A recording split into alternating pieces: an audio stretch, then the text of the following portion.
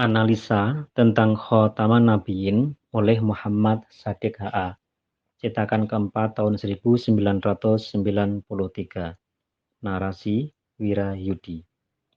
Arti Khotaman Nabiyyin yang selanjutnya yaitu yang ke-40.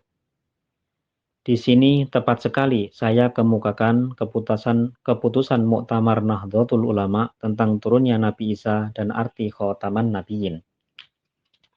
Soal: bagaimana pendapat Muktamar tentang Nabi Isa alaihissalam setelah turun kembali ke dunia? Apakah tetap sebagai Nabi dan Rasul, padahal Nabi Muhammad SAW adalah Nabi terakhir? Dan apakah mazhab 4 itu akan tetap ada pada waktu itu? Jawab: kita wajib berkeyakinan bahwa Nabi Isa alaihissalam itu akan diturunkan kembali pada akhir zaman nanti sebagai Nabi dan Rasul yang melaksanakan syariat Nabi Muhammad SAW. Dan hal itu tidak berarti menghalangi Nabi Muhammad SAW sebagai Nabi yang terakhir. Sebab Nabi Isa alaihissalam hanya akan melaksanakan syariat Nabi Muhammad, sedang mazhab 4 pada waktu itu hapus atau tidak berlaku. Keterangan dari kitab Ahkamul Fuqaha halaman 34 dan 35.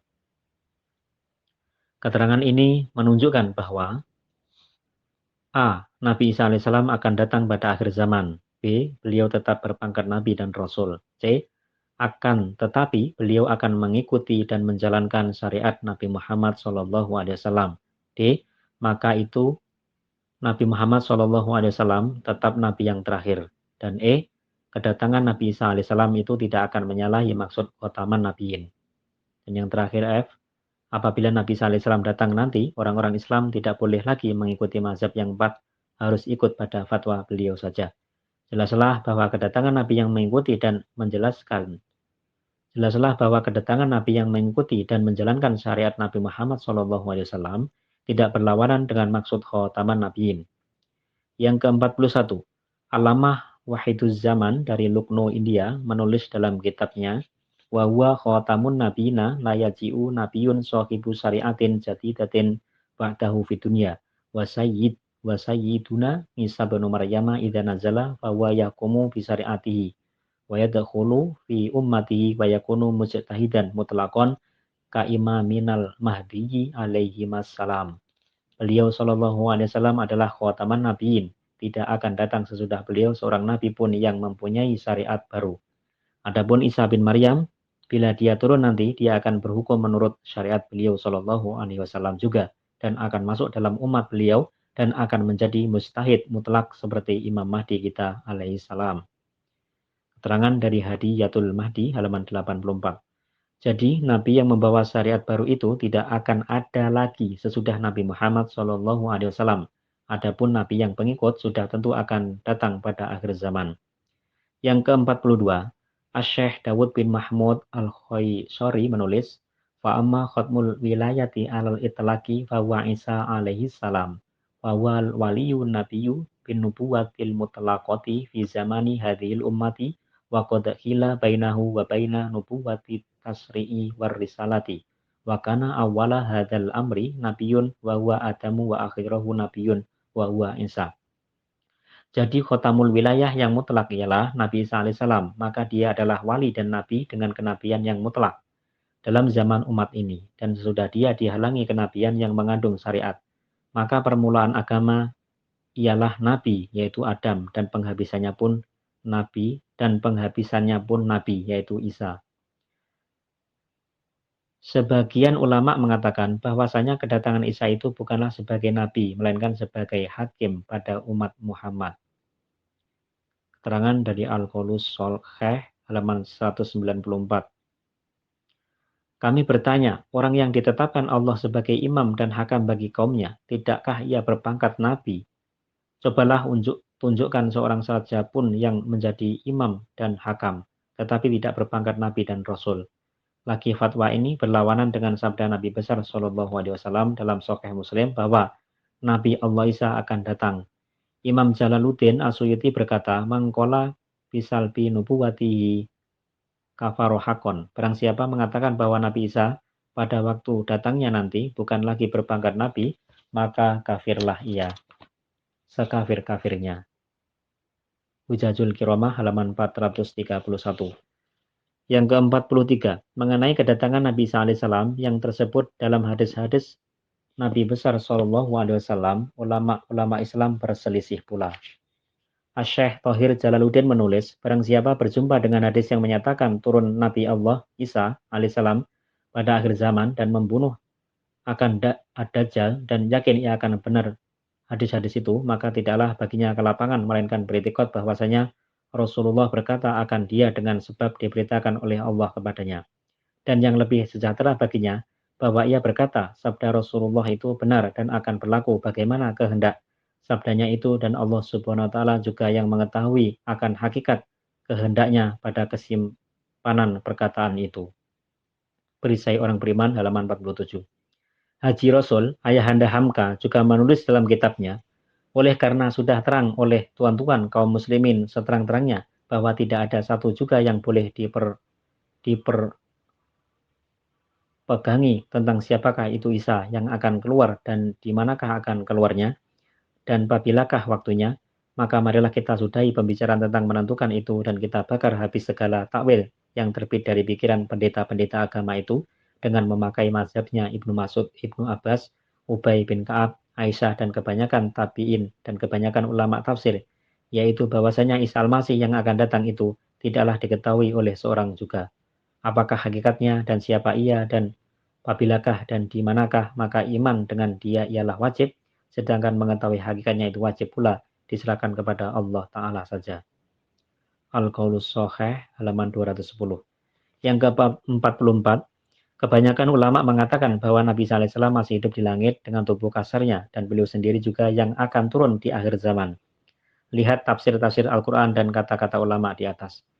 Yang ke-45, ada pula ulama-ulama Islam mengatakan bahwa bukan sebenar-benarnya Isa Al-Masih yang akan datang dan kata-kata Nabi besar SAW itu hanya semata-mata kinayah atau kiasan saja. Sedang yang dikehendaki dengan turunnya Isa dan hukumnya di bumi ialah kemenangan ruhnya dan rahasia seruannya pada manusia, yang berarti manusia di kala itu berpegang dengan kehendak syariat, bukan hanya berpegang dengan zahirnya seperti di zaman sekarang. Yang ke-46, Haji Abdul Karim Amrullah atau Haji Rasul menulis lagi tentang hal ini. Walhasil ulama-ulama yang berkata benar berjalan lurus menurut peraturan Quran dan hadis Nabi Muhammad SAW pada zahir dan batin itulah yang dimisalkan Nabi SAW dengan Isa Al-Masih yang tersebut pada hadis-hadis itu. Jadi menurut penyelidikan beliau, Nabi Isa AS sudah mati. Sedang yang sudah dikabarkan di dalam hadis-hadis akan datang itu ialah orang yang bersifat Isa AS dari umat Muhammad SAW. Lain tidak.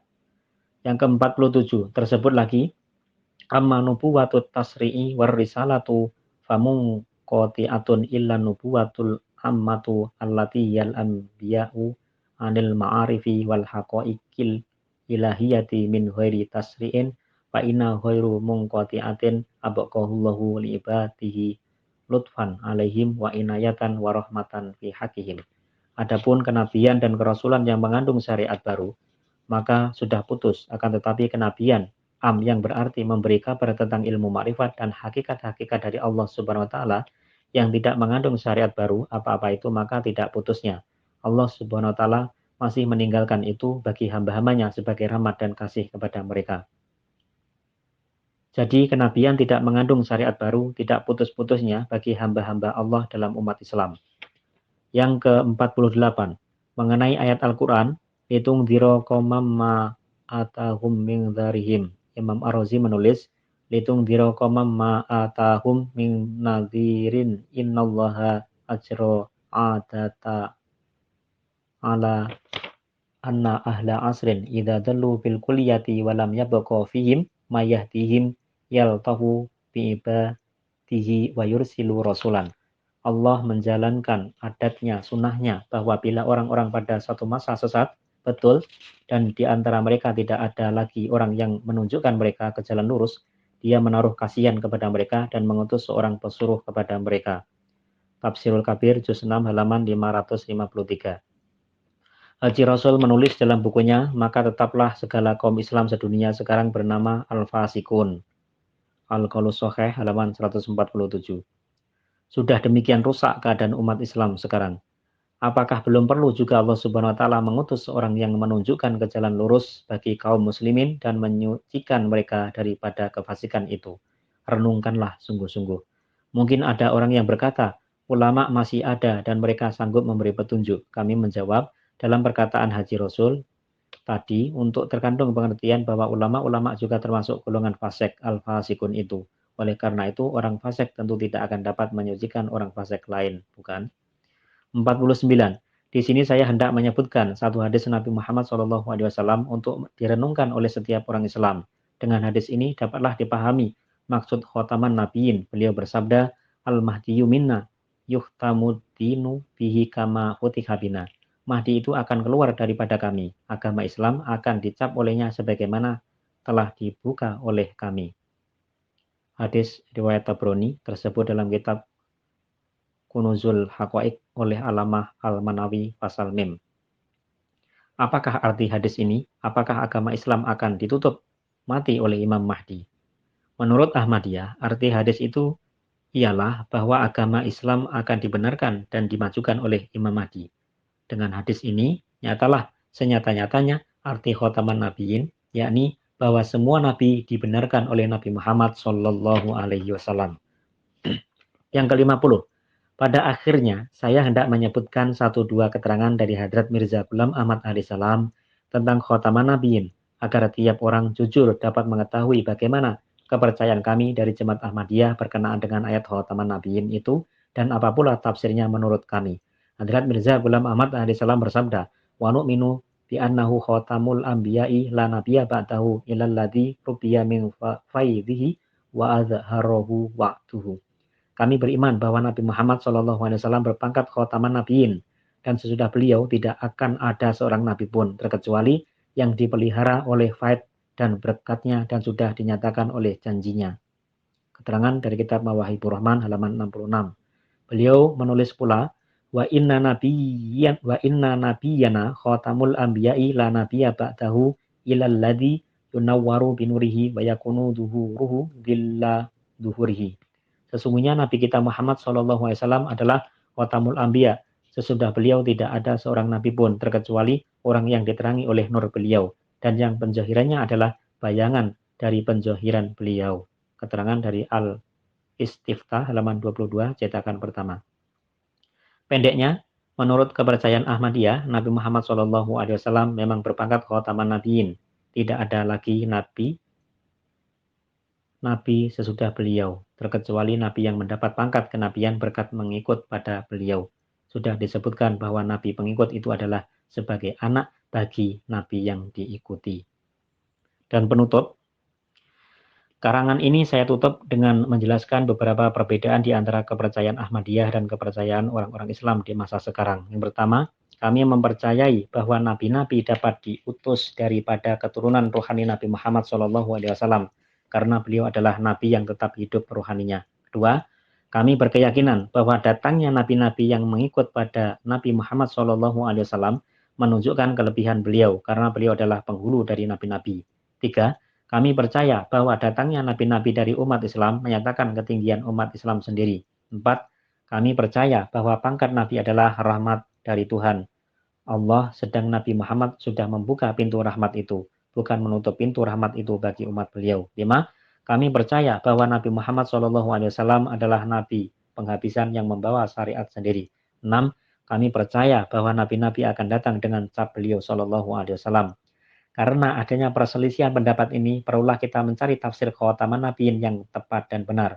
Untuk memperoleh tafsir yang tepat dan benar itu, perlu diingat 3 hal. Pertama, tafsir itu hendaknya menunjukkan kelebihan atau ketinggian Nabi Muhammad SAW. 2. Tafsir itu tidak boleh berlawanan dengan ayat-ayat Al-Quran dan hadis-hadis yang sah. 3. Tafsir itu harus pula dibenarkan oleh logat Arab.